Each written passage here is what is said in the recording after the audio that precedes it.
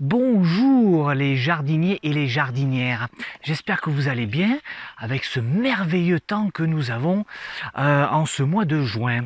Alors aujourd'hui, dans cette vidéo, je vais vous parler de racines et pourquoi. Alors c'est pas l'auteur Racine qui fait des poèmes, etc. C'est simplement, je vous parle de ça. Vous voyez cette racine? Hein, elle est extrêmement grande, elle doit faire au moins 60 cm de longueur. Et encore, quand je l'ai arrachée, je l'ai encore coupée ici, hein, comme on peut le voir. Pourquoi je vous parle de ce type de racine? Ça c'est une racine pivotante. Voilà, ici à mon doigt, c'est là où il y a la terre, entre la terre et la surface, on va dire la surface de la terre. Et là, on est en bas de la racine. Voilà. Et pourquoi je vous parle de ça aujourd'hui? Pourquoi? Tout simplement parce que quand on est dans la nature, on s'aperçoit, bonjour, on s'aperçoit que il y a des plantes pendant une période de sécheresse qui restent vertes et d'autres qui sèchent. Alors, la différence, elle se trouve là. Voilà, tout simplement. Vous allez avoir des plantes qui vont résister parce que les racines sont profondes.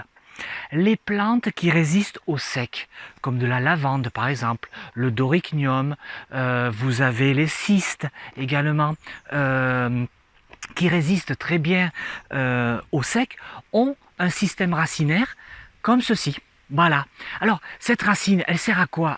Elle sert déjà, d'une part, à stabiliser la plante pour éviter qu'elle s'envole, et elle permet également d'absorber, bien sûr, l'eau, les éléments minéraux, les éléments organiques, les oligo-éléments qui sont dans le sol. Et grâce à ce système-là, les plantes résistent au sec parce qu'elles vont profondément dans le sol. Alors, à la fin de cette vidéo, je vais vous donner une astuce pour vraiment favoriser ce système-là.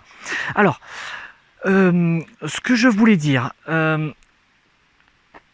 ne sais plus ce que je voulais dire. Ça va venir, ça va venir.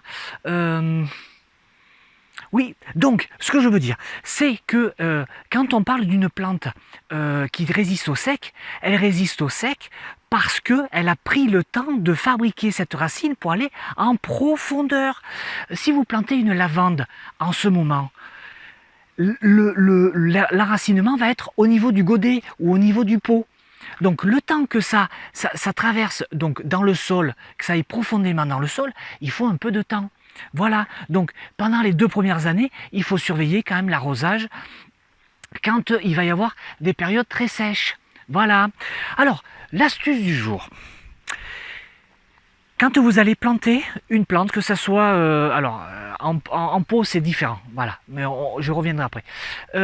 Quand vous plantez des plantes de terrain sec, en pleine terre, ou tout type de plante, on va dire, tout type de plante, déjà, vous allez faire un trou de 2 fois la largeur du pot, d'accord, 2 fois la hauteur du pot. Mais, il y a une chose, c'est qu'au fond du trou, essayez de gratter au maximum, ameublisser le sol en profondeur pour que les racines aillent rapidement dans le fond. Ça, c'est mon astuce du jour. Bien sûr que vous devez démêler le système racinaire si ça fait un chignon. Voilà, ça c'est automatique, c'est obligatoire puisque si vous avez un système racinaire qui tourne dans le pot, et bien quand vous allez le planter, il va continuer à tourner. Et là, si vous avez du sec, c'est foutu. Voilà, donc ça, bien ameublir le fond du trou et démêler le système racinaire. Bien sûr, bien arroser, hein, d'accord.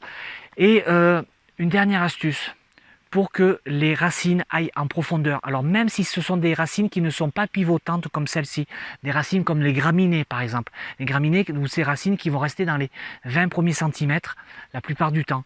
Si vous voulez qu'elles aillent encore plus profondément, c'est que vous allez arroser le jour où vous allez planter. Ensuite, vous allez attendre que ça sèche un peu. Comme ça, la racine va aller chercher la fraîcheur et l'humidité en profondeur. Après, vous re-arrosez et ainsi de suite. Voilà ce que je voulais vous dire aujourd'hui dans cette vidéo. Et alors, puisque vous êtes resté jusqu'au bout, et ça c'est super sympa, La semaine prochaine, je vous parle de quoi? Je vous parle des toiles que l'on met sur le sol. Est-ce que c'est bien? Est-ce que c'est pas bien? Qu'est-ce qu'on a comme type de toile, tout simplement? Ça, c'est super intéressant. Moi, je vous dis à vendredi prochain. Passez un excellent week-end, une excellente semaine sous ce beau soleil. Et n'hésitez pas à aller voir jardinerjardinon.com. Bye bye. Ciao, ciao.